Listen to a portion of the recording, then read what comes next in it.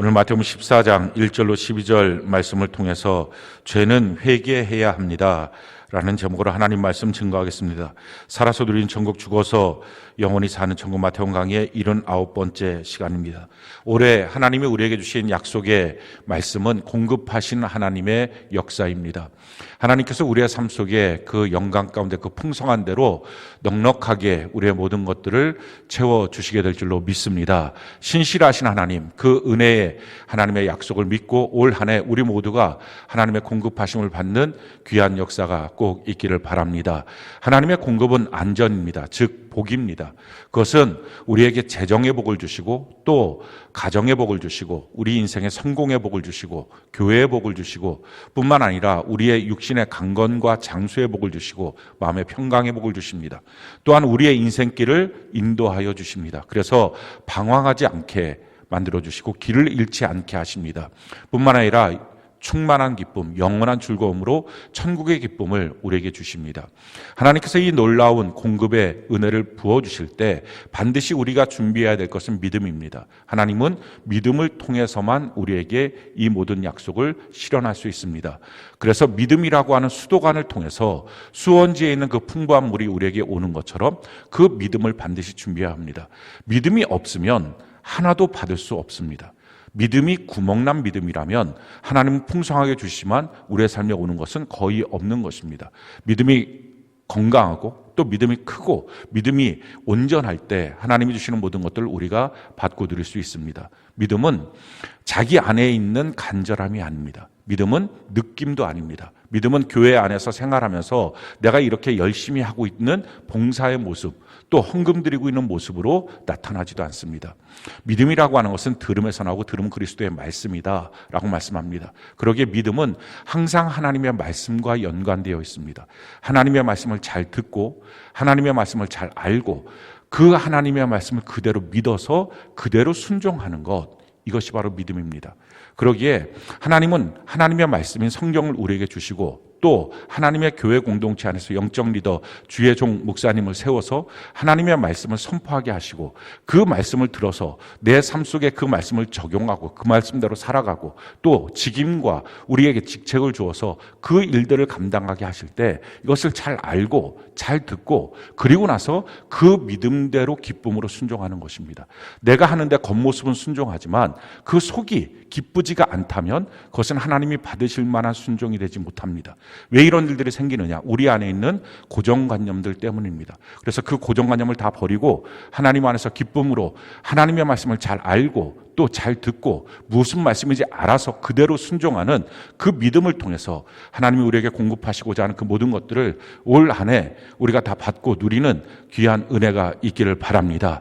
그리고 오늘 우리에게 선포되는 말씀은 죄와 회개에 대한 말씀입니다. 하나님이 우리에게 믿음을 통해서 우리에게 주실 때에 역설적으로 또 반어법적으로 표현한다면 믿음이 있다면 죄 짓지 않죠. 그런데 믿음은 있는데 만약에 저는 죄를 짓고 있습니다 라고 하면 그 믿음이 있다고 하는 그 믿음으로 그 공급을 받을 수는 없다라는 것입니다. 제가 여러 번 말씀을 드렸지만 소뼈를 갖고서 곰국을 끓이겠다고 밤새도록 그것을 끓였습니다. 그리고 나서 그것을 이제 아침에 먹겠다고 해서 뚜껑을 딱 열어보니까 거기에 어쩌했는지 쥐 한 마리가 쑥 들어가서 빠져서 쥐도 같이 곰국이 된 것입니다. 아침에 그걸 발견한 거예요. 그러면 어느 사람이 거기서 알고 이 비싼 소뼈를 갖다가 고았는데 여기서 쥐 한 마리가 들어가 있네 하고 쥐 한 마리만 건져내서 버리고 그 곰국은 우리가 어차피 단백질이니까 나눠 먹자 하고 거기서 파, 마늘 집어넣고 생강 집어넣어서 먹을 사람이 누가 있냐는 거예요. 아무도 그거 먹지 못합니다. 그 솥채 그냥 버리고 기왕이면 그 솥이 비싼 게 아니면 아주 그냥 솥채 버리고 국물은 말할 것도 없이 다 버리고 아예 사롭게 할 것입니다. 마찬가지입니다. 우리가 하나님 앞에 아무리 믿음 있는 척을 해도 내 안에 더러우면 하나님은 하나님의 그 선하시고 좋은 것들을 단 하나도 그에게 줄 수 없습니다. 내가 더러운 것, 그게 바로 죄입니다. 하나님은 죄가 있을 때 그 사람에게 공급할 수 없습니다.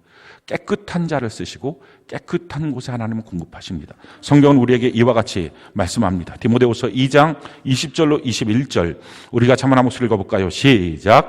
큰 집에는 금그릇과 은그릇뿐 아니라 나무 그릇과 질그릇도 있어 귀하게 쓰는 것도 있고 천하게 쓰는 것도 있나니 그러므로 누구든지 이런 것에서 자기를 깨끗하게 하면 귀히 쓰는 그릇이 되어 거룩하고 주인의 쓰심에 합당하며 모든 선한 일에 준비함이 되리라. 하나님은 금그릇도 은그릇도 만드셨지만 나무 그릇과 질그릇도 만드셨다는 것입니다. 그것은 다 하나님의 쓰임의 용도가 있는 것입니다. 다 금그릇만 갖고서는 쓸 수가 없는 것입니다. 그래서 하나님의 용도대로 만들었는데 문제는 금이나 은그릇을 쓰시는 게 아니라 깨끗한 그릇만 쓰시겠다라는 것입니다.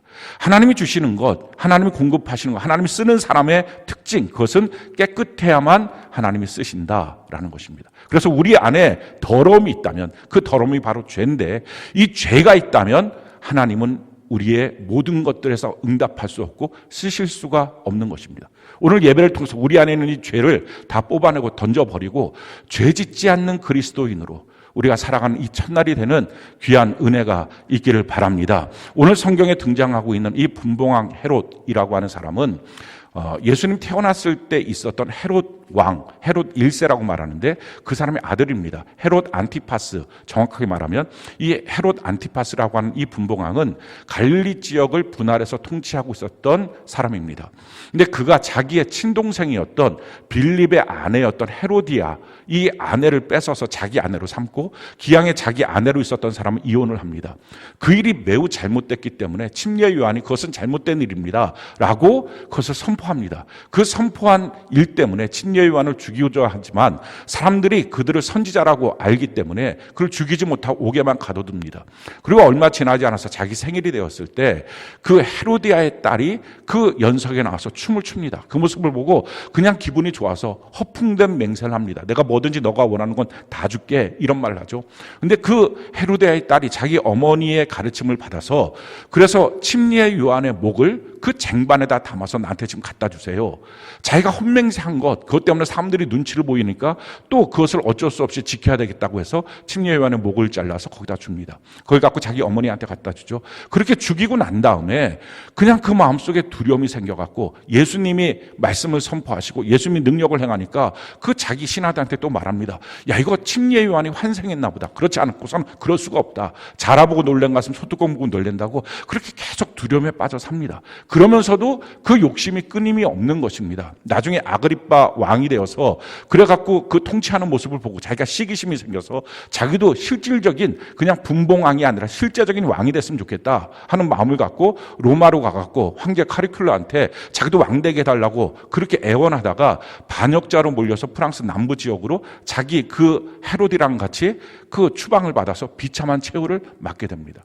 이 사람이 바로 오늘 성경에 등장하고 있는 분봉왕 헤롯이라고 하는 사람입니다. 우리가 이 사람을 통해서 죄인의 전형적인 모습을 보게 됩니다. 자, 죄인이라고 하면 그 나타나는 특징이 있어요. 제일 첫 번째 특징, 정욕을 다루지 못합니다. 처리하지 못합니다. 그냥 정욕대로 인생을 삽니다.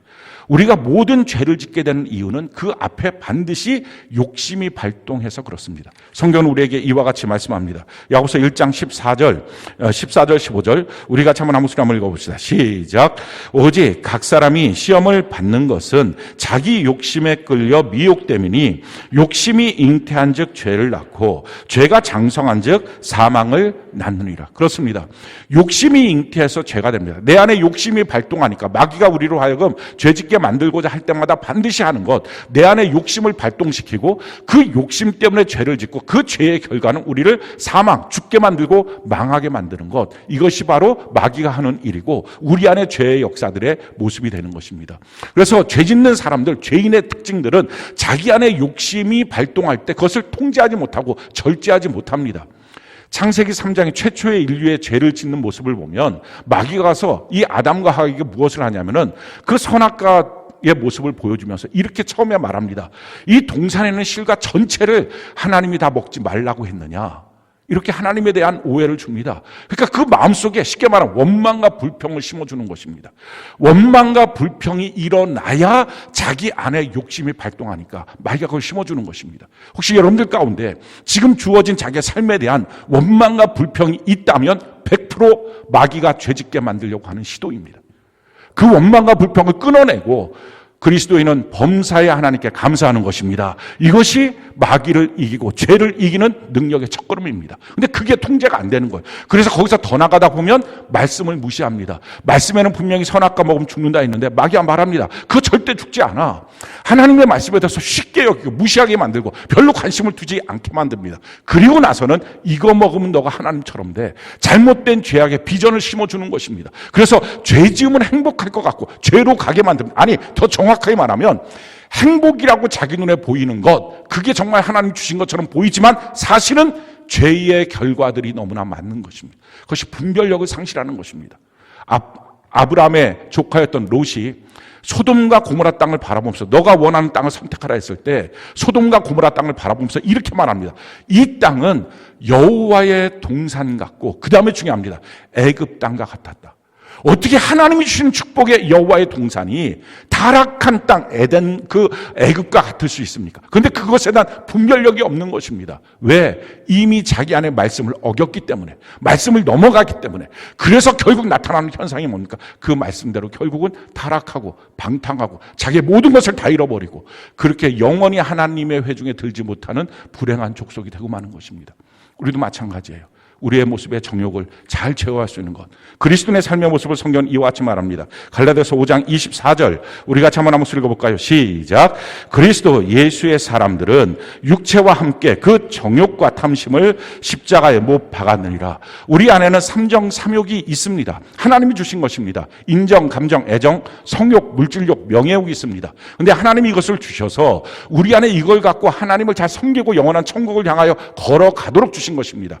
인정을 주어서 사람들의 마음과 동정심이 생기게 만들고, 감정을 줘서 하나님을 기쁘게 찬양하게 만들고, 또 애정을 주어서 사랑해야 될 대상을 바르게 사랑하게 만들고, 성욕을 주어서 종족을 번식하게 만들고, 명예욕을 주어서 영원한 천국의 아름다운 면류관을 바라보게 만들고, 또 물질욕을 주어서 하나님이 이 땅에 주신 것들을 다스리고 섬길 수 있는 그 마음을 주신 것입니다. 그런데 문제는 마귀가 와서 그 정욕을 건드리니까, 이것이 통제가 안 되니까 결국은 죄를 짓는 건데, 그리스도 예수의 사람들은 그 정과 욕심을 십자가에 못 박았다, 이 말은 그게 다 없어졌습니다, 이 말이 아니라 이 모든 것이 말씀의 선을 넘지 않습니다 라는 것입니다.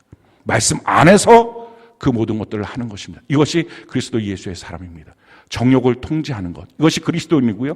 정욕이 통제되지 않고 자기의 욕심과 자기의 성질이 일어나면 감당을 못하는 것, 이것이 바로 죄인의 특징입니다. 두 번째 죄인의 특징, 그것은 하나님이 죄짓지 않도록 주신 안전장치를 무시하는 것입니다. 하나님 죄짓지 않도록 주셨던 안전장치가 뭐냐면 양심입니다. 근데 그 양심이 화인 맞은 양심이 된 거예요.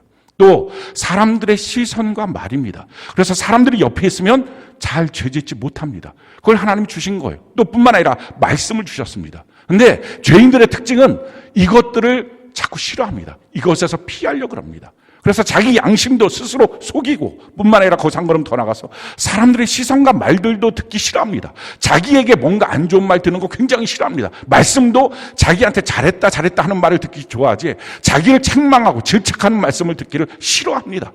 그래서 하나님의 말씀 들을 때 힘들어하고 괴로워하고, 거기서 한 걸음 더 나가서 특히 셀로 모이는 걸 싫어합니다. 왜? 그 안에서 자기를 오픈하는 것이 싫은 것입니다. 그 안에서 자기를 오픈해서 나누고, 이게 자기 안에 죄가 있으니까. 근데 겉사람의 모습은 어떻습니까? 그냥 힘들어서, 피곤해서, 내가 지쳐서, 내가 그냥 할 말이 없어서, 아니 말하고 싶지 않아서, 거기에 꼴보기 싫은 사람이 있어서, 이런 식으로 표현하지만 사실은 자기 안에 있는 죄가 자기를 속이는 것입니다. 성경은 우리에게 이와 같이 말씀합니다. 히브리서 3장 12절로 13절 우리 같이 한번 읽어볼까요? 시작. 형제들아, 너희는 삼가 혹 너희 중에 누가 믿지 아니하는 악한 마음을 품고 살아계신 하나님에게서 떨어질까 조심할 것이요, 오직 오늘이라 일컫는 동안에 매일 피차 권면하여 너희 중에 누구든지 죄의 유혹으로 완고하게 되지 않도록 하라. 서로 피차 권면해서 그게 뭐예요? 그게 셀 나눔인데 그 안에서 자기의 죄를 이제 더 이상 짓지 않도록 끊어야 되는데 죄를 숨기고 그 죄를 품고 살려고 하니 그것이 싫은 것입니다. 사람들이 죄 짓고 나면 건강한 사람들 만나는 거 싫어합니다. 자기와 동일하게 죄 짓는 음습한 곳에 가서 그런 사람들 만나는 건 원해도 사람들 앞에서 건전하고 건강하고 하나님의 말씀을 말하는 사람과 아름다운 대화를 나누는 것을 매우 싫어합니다. 왜? 죄가 자기 안에 숨겨져 있기 때문에 그렇습니다. 이 죄를 뽑아내는 것, 하나님 주신 안전장치, 사람들과 함께 믿음의 교제를 하는 것을 하나님 주신 것입니다. 세 번째 죄인의 특징, 그것은 두려움입니다. 자기가 이렇게 죄 짓고 난 다음에 그 정죄감이 있고 그 죄에 대한 결과에 대한 막연한 두려움 때문에 벌벌 떱니다. 자라보고 놀란 가슴 소뚜껑 보고 놀란다고. 지금 이 헤롯이 뭐라고 말합니까? 침례 요한이 환상한 것 아니냐. 예수의 모습을 보면서 그런 식으로 표현하면서 계속 두려워 떨고 삽니다. 이게 마귀가 원하는 거예요. 두려워하면 그 두려움을 피하기 위해서 무엇인가 다른 방안을 강도하죠. 근데 성경은 말합니다. 하나님이 주신 마음은 두려워하는 마음이 아니다라는 거예요. 그러니까 두려움의 마음이 있다는 것 자체가 이미 마귀가 그를 끌고 가고 있다는 것입니다. 그래서 마귀가 원하는 대로 가는 것입니다. 성경은 우리에게 이렇게 말합니다. 히브리서 2장 15절 우리 같이 한번 읽어볼까요? 시작. 또 죽기를 무서워함으로 한평생 매여 종노릇 하는 모든 자들을 놓아주려 하십니다. 자기의 삶도 두렵고 자기의 미래도 두렵고 자기의 모든 것들이 두려운 삶에서 그냥 절절 매고 사는 모습들, 이게 바로 죄인의 전형적인 모습입니다. 예수님이 이 땅에 왜 오셨습니까? 이와 같은 죄로부터 우리를 건져내기 위해서 예수님이 오셨습니다. 성경은 우리에게 이와 같이 말씀합니다. 마태복음 1장 21절 우리 같이 한번 한 목소리 한번 읽어볼까요? 시작. 아들을 낳으리니 이름을 예수라 하라.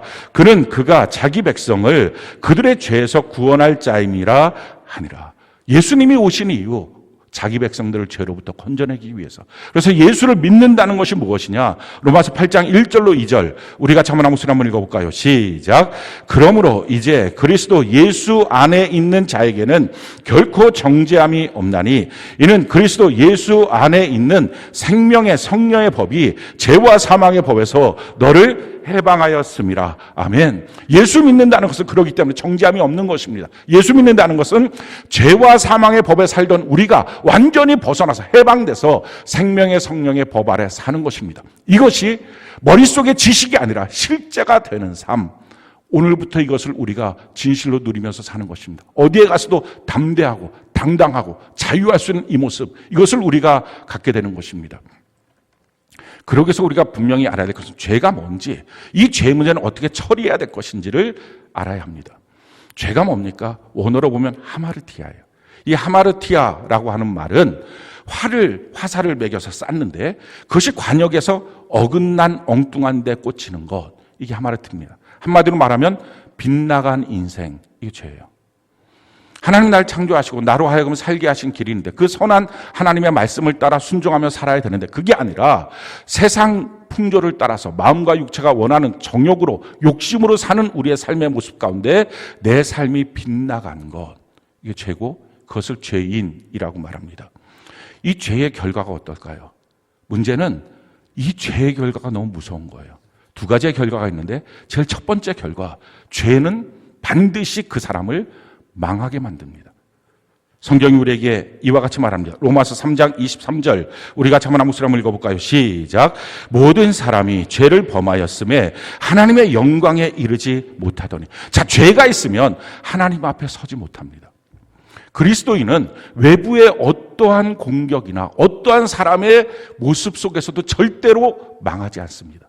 민수기 22장에 보면 모압의 왕이었던 발락이 이스라엘 백성들을 향해서 그들을 무너뜨리기 위해서 그 당시 선지자라고 취향을 받고 있었던 그런 발람에게 가서 말을 합니다. 와서 이스라엘 백성들을 좀 저주해 주십시오. 당신이 저주하면 그가 저주를 받고 당신이 축복하면 축복을 받는데 와서 좀 저주해 주십시오. 이 발람이 무수한 재물 때문에 그래서 거기를 찾아와서 자기의 입을 열어서 저주하려고 하는데 하나님이 그 입을 다 바꿔서 저주하려고만 하면 축복을 합니다. 이게 무슨 말입니까? 외부의 그 어떤 공격, 그 어떤 대단한 사람, 그 어떤 악한 사람이 우리에게 도전해도 성경 분명히 말합니다. 악한 자가 너를 건들지도 못할 것이다. 이게 그리스도인이에요. 그래서 외부의 어떤 일들 때문에 우리가 흔들리고 우리가 무너질 일은 전혀 없어요. 주변의 어떤 문제들 때문에 내가 이런 위험과 상황 가운데 처해 있어요. 그럴 일 전혀 없어요. 그런데 외부로부터 절대 망하지 않는 그리스도인이 망하는 일이 딱 한 가지가 있습니다. 그것은 내부가 썩은 것, 내부에 죄가 있는 것입니다. 발람이 자기의 저주하지 못하는 일들 때문에 돌아가면서 발락에게 민수기 25장에 보면 이런 꾀를 줍니다. 그것이 뭐냐면은 이들은 외부에서 아무리 저주해도 망하지 않습니다. 이들이 망하는 방법 유일하게 딱 한 가지인데 스스로 죄짓게 만드는 것입니다. 방법은 지금 이 민족의 여인들을 보내서 그들과 음행하게 하고 음행하면서 우상 숭배하게 하십시오. 민수기 25장에 그들이 드디어 이스라엘 백성들이 음행을 시작합니다. 그리고 그 모압의 신들 앞에서 그 그무스신 앞에서 그들이 우상 숭배를 합니다. 결국 그것 때문에 연병이 돌아서 2만 5천 명이 그 자리에서 죽습니다. 하나님의 백성들은 스스로 죄지어서 망하지 외부의 공격으로부터 망하지 않습니다. 그래서 말하는 것입니다. 죄가 있으면 하나님 앞에 설 수 없다라는 거예요. 하나님은 그 죄인들 앞에 그 어떤 것도 공급해 주지 않는다라는 것입니다. 성경은 우리에게 이와 같이 말씀합니다. 이사야 59장 1절로 2절 우리 같이 한번 읽어볼까요? 시작. 여호와의 손이 짧아 구원하지 못하심도 아니요 귀가 둔하여 듣지 못하심도 아니라 오직 너희 죄악이 너희와 너희 하나님 사이를 갈라놓았고 너희 죄가 그의 얼굴을 가리워서 너희에게서 듣지 않으시게 합니다. 자, 죄가 있으면 하나님 우리의 예배를 받지 않으시고 죄가 있으면 우리의 기도도 듣지 않으시고 죄가 있으면 우리가 하는 그 모든 것들에 단 하나도 듣지 못하시고 도우시지도 못하고 공급하시지도 못합니다. 그래서 그리스도인들은 죄 때문에 망하는 것입니다. 주변 사람들 미워하고 저 사람 왜 나한테 저럴까 할 필요도 없습니다. 그들은 나에게 그 어떤 악한 자라도 손 하나도 대지 못한다. 이것이 하나님의 말씀입니다. 자기 죄 때문에 망하는 것입니다. 근데 문제는 그게 문제가 아니에요. 더 큰 문제가 있어요. 죄가 있으면 반드시 지옥 갑니다. 성경은 우리에게 이와 같이 말씀합니다. 요한계시록 21장 8절 우리가 한번 읽어볼까요? 시작. 그러나 두려워하는 자들과 믿지 아니하는 자들과 흉악한 자들과 살인자들과 음행하는 자들과 점술가들과 우상 숭배자들과 거짓말하는 모든 자들은 불과 유황으로 타는 못에 던져지리니 이것이 둘째 사망이라. 마지막 심판을 받을 때 지옥 가는 자들 다 죄인들이 지옥 간다라고 말씀하시는 것입니다. 그리스도인들이 갖고 있는 가장 잘못된 지식, 잘못된 오해는 예수 믿으면 죄 지어도 용서받으니 속량받으니 예수 믿으면 죄가 있어도 천국 갑니다. 이렇게 착각합니다. 그것은 절반만 아는 것입니다. 예수 믿으면 자기 죄를 속량받습니다. 자, 그런데 속량받고 또다시 반복적으로 죄를 짓습니다. 그렇다면 그 사람이 왜 천국 가야 합니까? 교회당 안에 들어와 있다고 그는 천국 가고 동일한 죄를 졌다고 교회당 밖에 있다고 지옥 간다면 이것이 무엇이 공정합니까? 예수 믿는다는 말을 오해해서 그래요. 관념적으로 예수 믿는다는 어떤 생각과 착각이 있는 게 예수 믿는 게 아니라 예수 믿는다는 것은 예수님의 말씀을 그대로 믿고 순종하는 게 예수 믿는 것입니다. 그대로 믿고 순종하는 것 어떻게 죄 지을 수 있어요? 그게 예수 믿는 거예요. 죄 안 짓고 사는 것 이게 예수 믿는 것입니다. 우리의 죄를 속량받았고 그리고 나서는 그 죄를 짓지 않고 살아가는 것, 죄를 점점 이기며 사는 것, 이것이 예수 믿는 것입니다. 성경은 우리에게 분명하게 이와 같이 말씀합니다. 마태복음 7장 21절로 23절 우리 같이 한번 목소리 한번 읽어볼까요? 시작. 나더러 주여 주여 하는 자마다 다 천국에 들어갈 것이 아니요 다만 하늘에 계신 내 아버지의 뜻대로 행하는 자라야 들어가리라. 그날에 많은 사람이 나더러 이르되 주여 주여 우리가 주의 이름으로 선지자 노릇하며 주의 이름으로 귀신을 쫓아내며 주의 이름으로 많은 권능을 행하지 아니하였나이까 하리니 그때 내가 그들에게 밝히 말하되 내가 너희를 도무지 알지 못하니 불법을 행하는 자들아 내게서 떠나가라 하리라. 아멘. 자, 죄가 뭐라고요? 빗나간 인생이에요. 하나님의 뜻대로 살지 않는 것, 이게 죄입니다. 성경은 말합니다. 주여 주여 하는 자마다 천국에 들어가는 게 아니라 하나님의 뜻대로 사는 자, 하나님의 뜻대로 행하는 자가 천국 간다. 쉽게 말하면 죄 지으면 천국 못 간다. 너의 인생을 빗나가게 살면 안 된다 라고 말하면서 착각하고 있는 그리스도인에게 말하는 것입니다. 너가 죄를 짓고 있으면서 병행해서 교회 안에서 선지자 노릇하느냐, 목사, 셀장 노릇하느냐, 리더 노릇하느냐, 교회 안에서 기도해서 귀신 쫓아냈다 그러느냐, 교회 안에서 어떤 능력과 봉사를 행하느냐, 죄와 병행해서 신앙생활을 하는 그것을 향하여 나는 여전히 그리스도인으로 신앙생활을 했으니 죄가 있어도 용서받고 천국 가야 되는 것 아닙니까? 라고 말하는 자에게 예수님 말씀하십니다. 불법을 행하는 자들아, 언제 성경에 그렇게 말했느냐 라고 말씀하는 거예요. 내가 너를 도무지 알지 못하니 너는 떠나가라 하리라. 사랑하는 성도 여러분, 죄와 신앙생활은 병행될 수 없는 것입니다. 신앙생활이 뭐예요? 하나님의 말씀을 듣고 잘 알고 말씀대로 사는 것이 신앙생활이라면 어떻게 이 신앙생활과 죄가 병행이 됩니까? 그러니까 신앙생활 사람들이 착각해서 그래요. 교회당 안에 와서 예배드리고 헌금 내고 찬송하고 기도하고 말씀 듣고 오늘 좋은 말씀 들었습니다. 이게 신앙생활이라고 착각하니까 이 신앙생활과 나의 삶 속에 죄를 병행할 수 있다고 착각하는 것입니다. 그래서 예수님 말씀하는 거예요.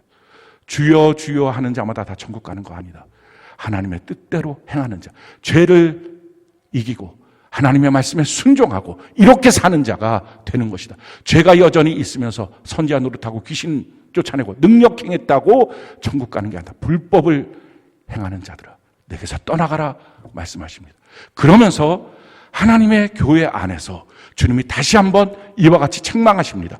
요한계시록 2장 14절로 16절 우리 같이 한번 목소리 한번 읽어볼까요? 시작. 그러나 내게 두어 가지 책망할 것이 있나니 거기 내게 발람의 교훈을 지키는 자들이 있도다. 발람이 발락을 가르쳐 이스라엘 자손 앞에서 걸림돌을 놓아 우상의 제물을 먹게 하였고 또 행음하게 하였느니라. 이와 같이 내게도 니골라당의 교훈을 지키는 자들이 있도다. 그러므로 회개하라. 그리하지 아니하면 내가 내게 속히 가서 내 입의 검으로 그들과 싸우리라. 자, 지금 책망하는 내용이 뭡니까? 교회 안에 발람의 교훈을 지키는 자들이 있다. 그들이 누구냐? 니골라 당이다 라는 것입니다. 이 니골라 당의 특징은 뭐냐면은 우리의 영은 주님을 믿어서 구원을 받았으니 영은 천국 가지만 육은 어차피 더럽고 추악한 것이니 육은 죽어서 이거 다 소멸되는 것 아니냐. 그러니 죄가 있어도 내 영은 주님을 믿었으니 난 천국 가요 라고 말하는 사람이 니골라 당이라는 거예요. 그렇게 가르치고 있는 그들을 향해서 주님 말씀하십니다. 너희가 회개하라. 그렇지 않으면 내 입의 검으로, 하나님의 말씀이 검인데 하나님의 말씀으로 너를 싸워 이겨서 너가 얼마나 범죄하고 타락한 자인지 여실히 드러내서 너를 온전한 지옥으로 보낼 것이다. 그 말씀이에요. 죄는 반드시 제거해야 되고 죄를 이겨야 되고 하나님의 말씀에 순종하는 그리스도인으로 살아야 성경이 우리에게 요구하고 있는 온전한 그리스도인입니다. 반쯤 알아서 내 죄는 어차피 용서받고 속량받는 건 아니에요. 그래갖고 끊임없이 내 죄는 용서받고 속량받고 난 천국 가고 그럴 특권을 누릴 이유가 뭐가 있습니까? 무엇 때문에 주님은 계속 동일한 죄를 짓는 사람들, 교회당 밖에 있다고 너희는 영원한 저주받고 지옥 가고 너는 교회당 안에 있다고 넌 내가 다 용서하고 천국 가야 돼. 무슨 이유 때문에 왜 그래야 됩니까? 말이 안 되는 거, 성경에 없는 걸 가리키니 오늘 한국교회가 세상 사람들로부터도 불공정한 그 모습이라고 말을 듣는 것입니다. 성경대로 안 가리키기 때문에 생긴 문제입니다. 우리는 우리의 죄를 반드시 처리해야 합니다. 자, 그러면 죄를 어떻게 처리할까요? 그 죄를 처리하는 것이 회개입니다. 우리가 회개에 대한 잘못된 이해가 있는데 회개는 그냥 하나님 내가 이거 잘못했어요. 그러다가 또 감정도 폭받치면 울기도 하고 그러다가 또 끝나고 나면 용서받은 뭔가 기분이 좀 들면 좋았다가 다시 또 반복해서 죄 짓고 그건 회개가 아닙니다. 회개는 울회 돌이킬 게 울고 진짜 자기가 잘못했다는 걸 인정하고 완전히 돌이키는 것. 메타노이아, 원어로 말하면 자기의 마음과 생각의 틀을 완전히 바꾸는 것. 이게 회개입니다. 그 회개의 시작은 어떻게 해야 됩니까? 성경은 우리에게 이렇게 말합니다. 요한일서 1장 9절 우리 같이 한번 한국술 한번 읽어볼까요? 시작. 만일 우리가 우리 죄를 자백하면 그는 미쁘시고 의로우사 우리 죄를 사하시며 우리를 모든 불의에서 깨끗하게 하실 것이요. 우리가 우리의 죄를 자백하는 것입니다. 다른 사람과 비교해서 내가 저 사람보다는 좀 괜찮아요. 이거 소용없고요. 내가 저 사람보다 좀 더 죄를 졌어요. 이것도 다 소용없어요. 하나님의 말씀 앞에 서서 내 죄가 무엇인지를 고백하는 것입니다. 하나님, 내가 이거 죄를 졌습니다. 죄가 뭐예요? 하나님의 말씀에서 빗나간 것입니다. 내가 이렇게 빗나가고 이렇게 잘못 살았습니다. 잘못된 마음과 생각을 갖고 잘못된 말을 했습니다. 이것을 하나님 앞에 고백하는 것입니다. 자기 스스로 고백해야 합니다. 그렇게 고백하면 하나님은 그 죄를 사하여 주시겠다. 미가서 7장 19절 우리가 한번 한번 한번 읽어볼까요? 시작. 다시 우리를 불쌍히 여기셔서 우리의 죄악을 발로 밟으시고 우리의 모든 죄를 깊은 바다에 던지시리라. 주님께서 우리가 이렇게 고백하면, 우리의 죄를 고백하면 발로 밟고 그리고 나서 깊은 바다에 던져서 다시는 생각나지 않도록, 떠오르지도 않도록, 그 죄로 말미암아 우리의 인생이 망하지도 않도록, 지옥 가지 않도록 완전히 수장시켜 버리시겠다 라는 것입니다. 자, 그런데요, 많은 사람들이 여기까지만 합니다. 그게 아니에요. 그 다음이 중요해요. 그 다음부터 뭡니까? 이 죄를 미워해야 돼요. 이 죄와 싸워야 돼요.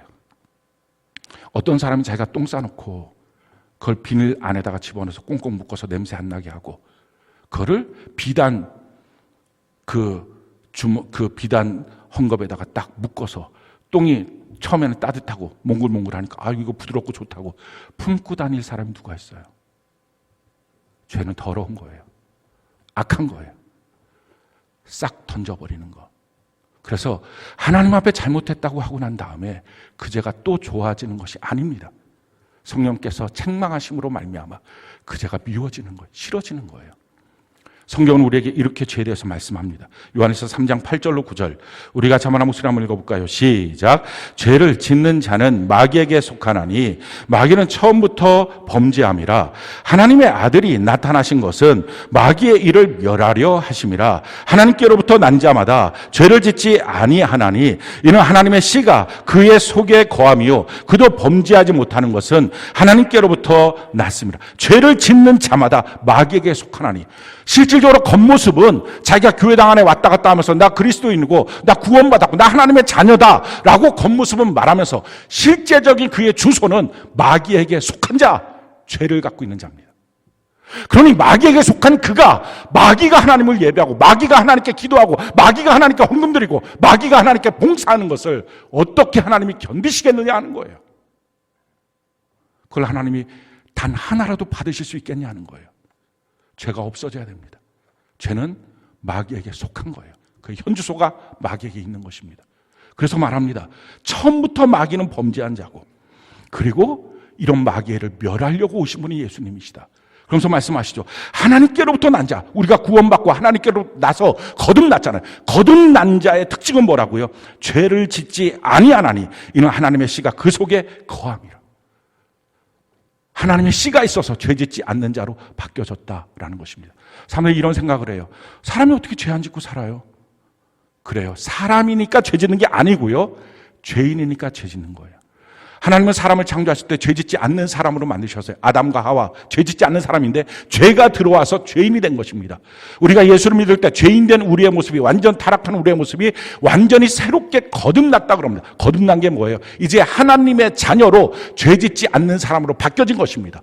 사람들은 이렇게 말해요. 내 육신이 자꾸 약해서 죄를 짓는다고. 근데 성경은 오늘 우리에게 이렇게 말씀합니다. 로마서 6장 6절 우리가 한번 목소리 한번 읽어볼까요? 시작. 우리가 알거니와 우리의 옛사람이 예수와 함께 십자가에 못 박힌 것은 죄의 몸이 죽어 다시는 우리가 죄에게 종노릇하지 아니하려 함이니. 죄의 몸은 죽었다라는 거죠. 언제 예수 믿고 구원받고 칭례받았을 때. 우리는 더 이상 이 육체가 죄의 육체가 아닌 거예요. 죄에 익숙한 육체, 죄 지을 수밖에 없는 육체가 아닌 것입니다. 그것을 어떻게 알 수 있어요? 성경은 이렇게 말씀합니다. 로마서 6장 11절로 14절 우리가 한번 한번 읽어볼까요? 시작. 이와 같이 너희도 너희 자신을 죄에 대하여는 죽은 자요 그리스도 예수 안에서 하나님께 대하여는 살아있는 자로 여길지어다. 그러므로 너희는 죄가 너희 죽을 몸을 지배하지 못하게 하여 몸의 사욕에 순종하지 말고 또한 너희 지체를 불의의 무기로 죄에게 내주지 말고 오직 너희 자신을 죽은 자 가운데서 다시 살아난 자 같이 하나님께 드리며 너희 지체를 의의 무기로 하나님께 드리라. 죄가 너희를 주장하지 못하리니 이는 너희가 법 아래 있지 아니하고 은혜 아래 있음이라. 아멘. 성경은 우리에게 분명히 말합니다. 내가 죄는 죽었습니다. 난 하나님의 의로 삽니다. 이것을 분명히 여기라, 믿으라. 그리고 나서 너희의 몸을 죄가 원하는 요청대로 주지 말고 너희의 입술과 마음과 생각과 돈과 시간을 죄가 원하는 대로 주지 말고 돌이켜서 하나님이 원하시는 대로 너희의 시간과 마음과 육체를 하나님께 드리라. 죄가 너를 주장하지 못한다는 것을 너가 실감하게 될 것이다 라는 말씀입니다. 사랑하는 성도 여러분, 그리스도인도 죄질 수 있다고 생각하십니까? 그게 고정관념이에요. 그 고정관념 때문에 지옥 가는 거예요. 평생 그리스도인으로 살고 그리고 평생에 하나님께 기도하고 갈급할 때 또 기도하고 그렇지만 하나님이 주신 응답은 없는 거예요. 그러니까 그렇게 살면서 맨날 하는 말이 하나님은 내 기도 듣지 않는다고. 하나님은 언제든지 우리의 기도에 귀 기울이십니다. 중요한 것은 내 안에 죄가 있으면 줄 수 없다는 거예요. 죄를 짓지 말고 죄를 이기고 하나님의 말씀에 순종하는 올바른 그리스도인이 되는 것. 이것이 교회에서 선포될 말씀이고 우리가 지켜야 될 우리의 삶입니다. 우리는 죄를 지어도 천국 갈 수 있는 면죄부를 받은 사람이 아니에요. 그것이 예수 믿는 게 아니에요. 죄를 지어도 언제든지 주님이 나한테 내 아버지니까 복 주신다. 이런 말도 안 되는 면죄부를 받은 사람이 아니에요. 예수 믿는 것은 예수의 십자가의 그 피의 값을 알기 때문에 그 하나님의 희생의 사랑을 알기 때문에 더 이상 주님을 사랑하니까 죄 지을 수 없는 사람으로 바뀌어진 거예요. 그게 그리스도인이에요. 하나님의 말씀은 우리의 점수표가 아닙니다. 지금까지 내가 이렇게 살아왔으니 나는 정말 오늘은 합격, 오늘 나는 빵점. 그게 아니에요. 하나님의 말씀은 기회예요. 이 말씀을 돌이키면 우리가 살게 될 것입니다. 이 말씀을 들었음에도 불구하고 돌이키지 못하면 그것으로 망하는 것입니다. 오늘 하나님의 말씀을 듣고 돌이켜서 그 엄청난 죄인임에도 불구하고 죄로부터 해방받아서 하나님 안에 너무나 귀하게 쓰임받은 한 사람이 있습니다. 그 사람은 바로 다윗이에요. 그는 밧세바와 간음하고 그의 충성스러운 다윗 왕의 신하였던 그 남편이었던 우리아를 죽입니다. 그는 살인죄, 간음죄를 정했던 그 죄인이었던 다윗이 나단 선지자의 말을 듣고 돌이켜 회개합니다. 하나님 앞에 그 죄에 대해서 눈물을 흘립니다. 다윗의 시를 보면 하나님, 내가 이 죄 때문에 울면서 나의 버게가 썩었습니다. 아니, 내가 이 죄 때문에 울면서 주님 앞에 기도해서 나의 요가 그 눈물로 둥둥 떠다닐 만큼 됩니다. 하나님께 그렇게 돌이켜서 회개했어요. 그렇게 하고 난 다음에 압살롬이 반역을 하죠. 그 반역하는 압살롬 앞에 도망가면서 지었던 시가 있습니다. 그 시가 시편 3편 1절로 8절입니다. 우리가 한번 한 목소리 한번 읽어볼까요? 시작. 여호와여, 나의 대적이 어찌 그리 많은지요. 일어나 나를 치는 자가 많으니이다. 많은 사람이 나를 대적하여 말하기를 그는 하나님께 구원을 받지 못한다 하나이다. 여호와여, 주는 나의 방패시요 나의 영광이시요 나의 머리를 드시는 자이시니이다. 내가 나의 목소리로 여호와께 부르짖으니 그의 성산에서 응답하시는도다. 내가 누워 자고 깨었으니 여호와께서 나를 붙드심이로다. 천만인이 나를 에워싸 진친다 할지라도 나는 두려워하지 아니하리로다. 여호와여, 일어나소서. 나의 하나님이여, 나를 구원하소서. 주께서 나의 모든 원수의 뺨을 치시고 악인의 이를 꺾으셨나이다. 구원은 여호와께 있사오니 주의 복을 주의 백성에게 내리소서. 지금 다윗이 도망가면서 말합니다. 나의 대적이 이렇게 많습니다. 그것이 나의 죄의 모습이겠죠. 그 사람들이 다 말을 합니다. 너는 하나님께 구원받지 못해. 사람들은 모르는 거죠. 다윗이 그 범죄한 것은 알지만 범죄한 이후에 하나님 앞에 그렇게 눈물로 돌이켜 회개하고 그 죄를 미워하는 삶을, 회개의 삶을 살았다는 것을 사람들은 모릅니다. 그런 사람들이 말하는 거예요.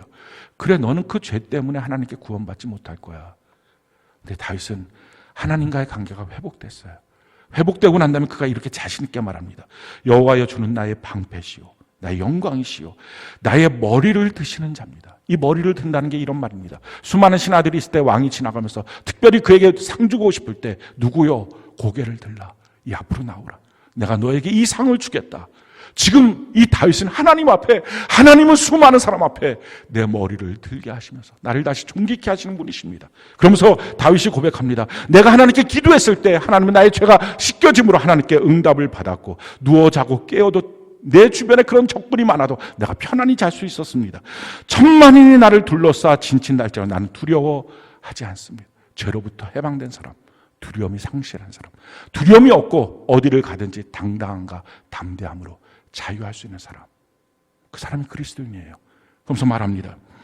여호와여, 일어나소서, 나의 하나님이여 나를 구원하소서. 주께서 나의 모든 원수의 뺨을 치시고 악인의 이를 꺾으셨나이다. 하나님 나에게 이런 역사를 주십니다. 그러면서 구원은 여호와께 있사오니 주의 복을 주의 백성에게 내리소서. 여러분들은 어떤 그리스도인입니까? 죄에 져서 죄 짓고 살면서 그래도 나는 주일날 교회를 오니까 하나님 내 죄를 용서해서 나를 천국 보내고 내 죄를 용서해 주셔서 내가 기도하면 복 받을 수 있을 거야, 이런 막연한 기대로 교회를 오십니까?